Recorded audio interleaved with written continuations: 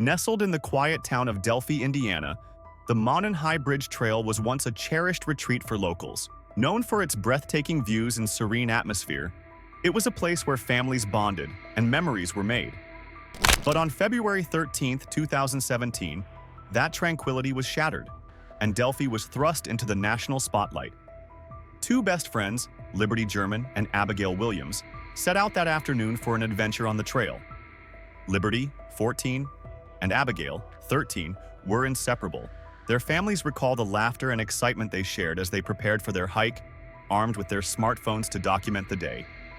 For them, it was supposed to be another carefree outing in a familiar place. The trail, with its towering trees and the historic Monon High Bridge, offered a perfect backdrop for their youthful joy. But the beauty of the day masked the darkness lurking ahead. When the girls didn't return home that evening, their families immediately knew something was wrong. A tight-knit community, Delphi quickly mobilized, with friends, neighbors, and law enforcement launching a massive search effort. Volunteers combed through the wooded terrain, calling out their names, hoping for a sign.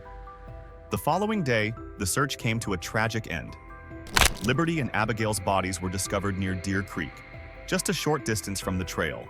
The news sent shockwaves through the town and beyond, turning the once peaceful Monon High Bridge Trail into a haunting crime scene.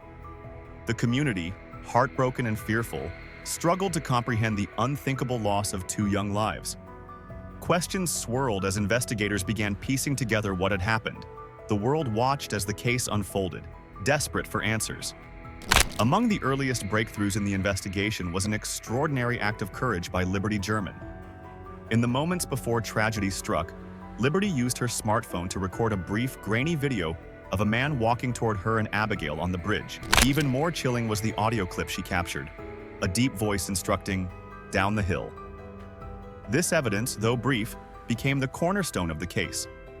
It provided a glimpse of the suspect and offered investigators a starting point in their quest for justice. The video and audio clip were released to the public, sparking nationwide interest. Could someone identify the man or recognize his voice? On the day of the girls' disappearance, 3 juveniles reported seeing a man on the trail who fit the description of the figure in the video. He was described as a middle-aged man wearing a blue jacket and jeans, acting nervous and out of place. These testimonies helped investigators map the suspect's potential movements and timeline. Despite these leads, the case stalled for years. Investigators continued to sift through tips and analyze evidence, but the suspect remained elusive. Then, in 2017, a local Delphi resident named Richard Allen voluntarily came forward. Allen admitted to being on the trail the same day Liberty and Abigail vanished, claiming he had been out for a walk but had not seen the girls. At the time, his statement didn't raise suspicion. Years later, a new piece of evidence brought Allen back into focus. Investigators discovered an unspent bullet near the crime scene. Ballistics experts traced the bullet to a Sig Sauer firearm owned by Allen. This revelation breathed new life into the case, providing a tangible link between Allen and the crime. Search warrants were issued, and in 2022, law enforcement recovered firearms and clothing from Allen's home that matched evidence and descriptions related to the case.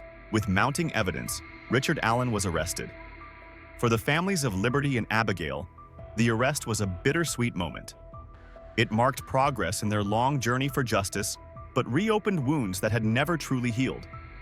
The community of Delphi also grappled with mixed emotions: relief that an arrest had been made, yet renewed anxiety as the case moved to court.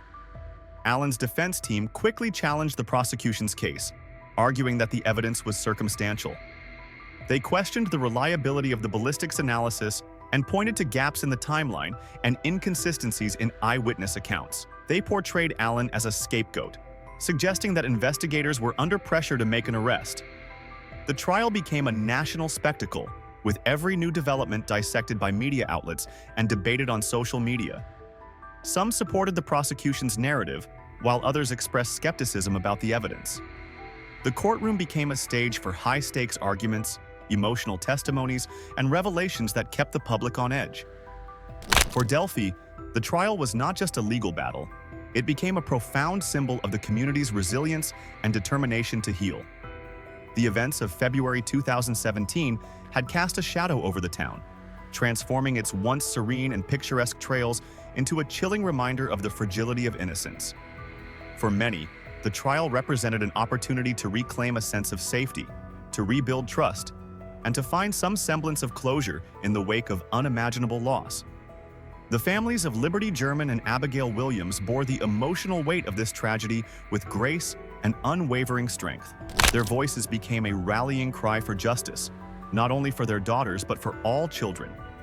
Community members too played their part, attending vigils, organizing fundraisers, and supporting one another through shared grief. Delphi, once known for its quiet charm, found itself in the national spotlight, a place of mourning but also of remarkable unity. This trial, however, was more than an attempt to bring a suspect to justice. It shone a light on broader issues that resonate far beyond Delphi: the importance of child safety, the need for vigilance, and the role of communities in protecting their most vulnerable members. Advocacy groups seized the moment to educate the public, emphasizing measures families can take to safeguard children and encouraging open conversations about security and awareness. Campaigns sprouted nationwide, urging people to be proactive in recognizing warning signs and supporting families who have suffered unthinkable tragedies. For Liberty and Abigail, their legacy extends beyond the confines of the courtroom. Their story serves as a poignant reminder of how fragile life can be and how every action, no matter how small, can make a difference. Liberty's quick thinking in capturing video and audio evidence became a vital part of the investigation, a testament to her bravery in the face of danger. It is a reminder to us all of the power of awareness and the impact of even the smallest decisions. As the trial progresses, the nation watches with bated breath. Each revelation and each argument in the courtroom carries with it the hopes and fears of a community longing for justice. The legal proceedings have become a stage not only for uncovering the truth, but also for exploring the complexities of evidence, witness testimonies, and the quest for accountability. Yet for many, the trial is not just about Richard Allen or the legal strategies employed by his defense and prosecution. It is about Liberty and Abigail, two young girls who should still be here today. Their story is one of heartbreak, but it is also one of hope. It reminds us of the resilience that communities can show in the face of unimaginable loss. It highlights the importance of standing together, of refusing to let tragedy define us, and of finding ways to honor the memories of those we've lost.